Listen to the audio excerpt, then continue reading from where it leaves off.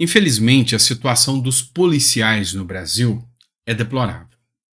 Eles são tratados como persona não grata. Tem gente imbecil ao ponto de pregar pelo fim da polícia militar. É, a turma da esquerda aí.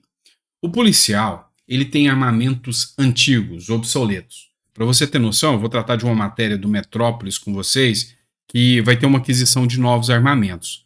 Como se isso fosse lá grande coisa. Porque o armamento da maioria das corporações policiais do Brasil tem 15 anos a última aquisição. 15 anos! 15 anos atrás, as aquisições dos últimos equipamentos.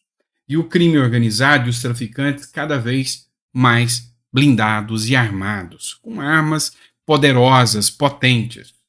Enfim, essa é a situação. E aí, esses ainda têm que levar a pecha de agressivos, tem que levar a pecha de contra a sociedade, e tem idiota útil que acredita nisso.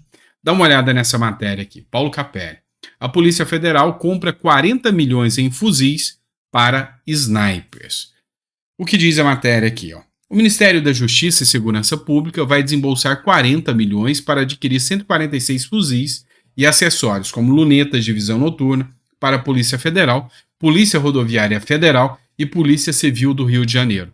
A aquisição será centralizada pelo Comando de Operações Táticas, o COT, da Polícia Federal, visando a renovação do arsenal, usado principalmente pelos atiradores de precisão e sniper.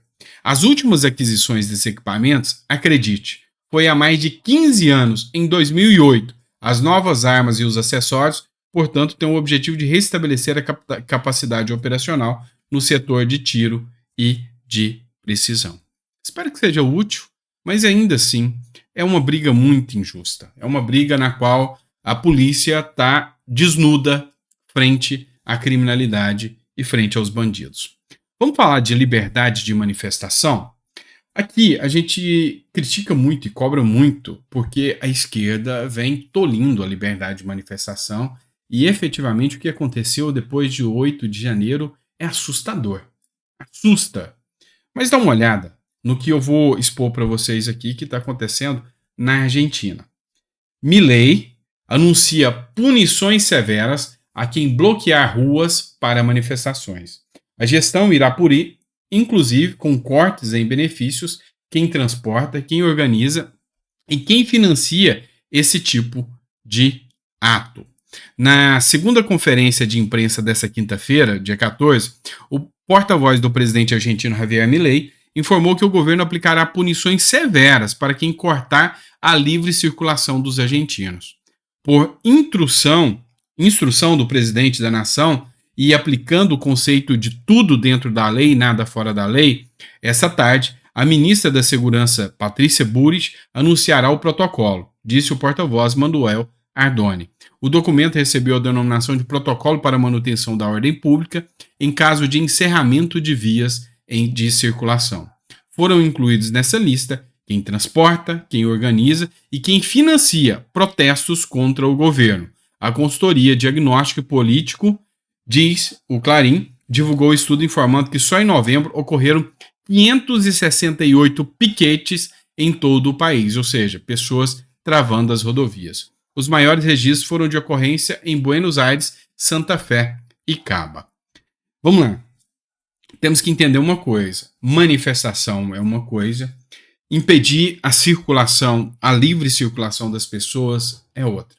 O direito de manifestação, ele é pleno e ele deve ser respeitado, isso dentro de todos os tratados de direitos humanos. Aqui no Brasil mesmo nós temos a Constituição que garante o direito de manifestação, mas você não pode tolir o direito do outro. Isso é fato. Então uma coisa é certa, não confundam você ser pego em quartéis e levado para cadeia porque você estava manifestando de frente ao quartel, com você parar rodovias, ficar fazendo piquetes e tirar a livre circulação. Aconteceu essas manifestações de gente parando rodovia, isso no final de 2022, depois das eleições. Sim, essas pessoas deveriam ser responsabilizadas. Excederam o limite. Excederam o limite da manifestação. É o que o Milei está fazendo agora. Então, assim, a manifestação ela tem que ser garantida. Não pode ter abusos nem dos manifestantes e nem do poder público. E aí, eu apoio a medida do Milei. Se parar a rodovia, tem que ser levado mesmo, tem que ser punido e tem que perder benefício. Vamos lá, eu vou trazer uma publicação aqui do senador Paulo Paim sobre a derrubada do veto que aconteceu e trouxe uma derrota aí para o Haddad e para o Lula. E me chamou muita atenção porque o senador Paulo Paim, ele é um senador, a vida inteira esteve no PT. E aí eu tenho que dizer para vocês, ele votou pela derrubada do veto, e aí eu vou tecer alguns comentários aqui. Votei pela derrubada do veto 38 de 2023. A desoneração da folha de pagamento é 96,5% dos municípios do Brasil, resultando na criação de milhares de empregos no Rio Grande do Sul. 485 municípios serão beneficiados, gerando uma economia de 518 milhões, até porque sempre defendi a tributação sobre faturamento e não sobre a folha de pagamento. O que chamou atenção? O fato dele ser talvez um dos mais antigos membros do PT, e mesmo assim foi contra a postura do presidente Luiz Inácio Lula da Silva. Falar sobre o senador Paulo Paim, para mim, tem uma conotação especial, porque ele é uma das pessoas que eu respeito, sabe, com uma fraternidade ímpar. Ele é ficha limpa, é um cara que nunca se corrompeu em todos os anos que teve à frente, é um homem que tem uma sensibilidade gigantesca. Quando eu peguei Covid, fui para UTI e fui internado, foi um dos primeiros a ligar para minha família e falar: você precisa de alguma coisa?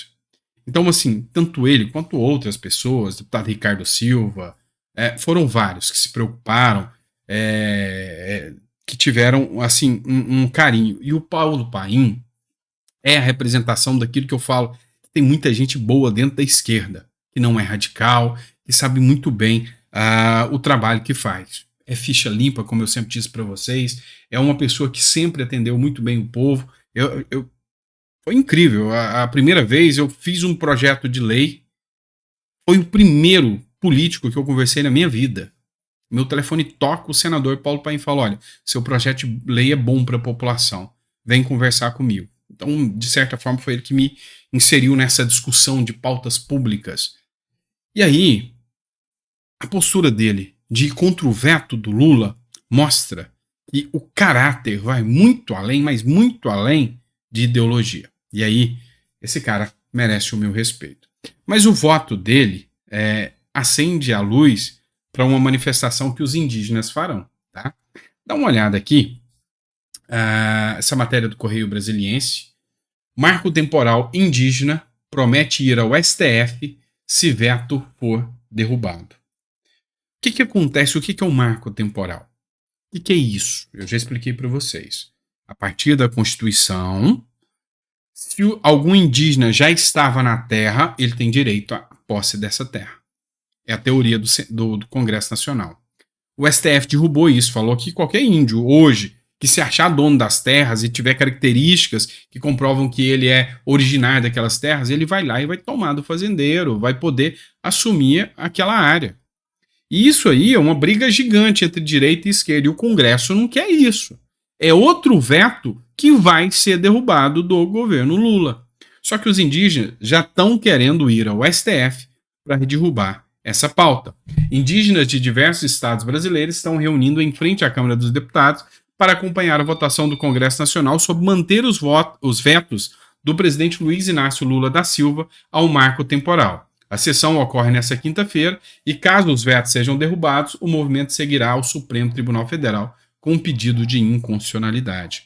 E aí, eu não tenho dúvidas que vai causar uma briga e um conflito muito grande entre Congresso e STF. Não tenha dúvidas disso, tá? Não tenha dúvidas disso. Vamos lá. Outra matéria que eu quero tratar com vocês, matéria do Conexão Política. Festa dos Irmãos Batista provoca esgotamento de jatinhos. E aí brincaram. A República voltou à normalidade, correto? Conexão Política. Os irmãos Wesley Batista e Wesley Batista, da JBS, organizaram uma festa na Fazenda Santa Luzia, em Aruanã, em Goiás, que aconteceu na última quarta-feira, 13, para comemorar os 90 anos de seu pai, José Batista Sobrinho. A celebração foi marcada pela presença de mais de 1.000 convidados, sendo metade deles executivos do grupo empresarial da família e outra metade composta por empresários e políticos. A movimentação em torno do evento foi tão intensa que, na terça-feira, dia 12, não havia mais jatinhos disponíveis para aluguel em Brasília, conforme informado pela Folha de São Paulo. De acordo com os relatos de advogados do Distrito Federal, alguns dos convidados para a festa são indivíduos que foram mencionados ou envolvidos nas delações dos irmãos Batista, o que causou surpresa e ironia de alguns presentes, sugerindo que a República voltou ao normal. No entanto, os nomes dos convidados não foram divulgados. É triste, né? Você saber que a República ter voltado ao normal é ver essa gente, esse tipo de gente que faliu os cofres públicos, que roubou dinheiro, está de volta à cena, participando de eventos públicos e políticos, participando de festinha com eles. Enfim, dá dó de ver o que o nosso Brasil está se tornando, tá bom? Obrigado, pessoal. Espero que vocês tenham gostado do nosso editorial. A gente volta ao meio-dia com mais um editorial para vocês. Abraço.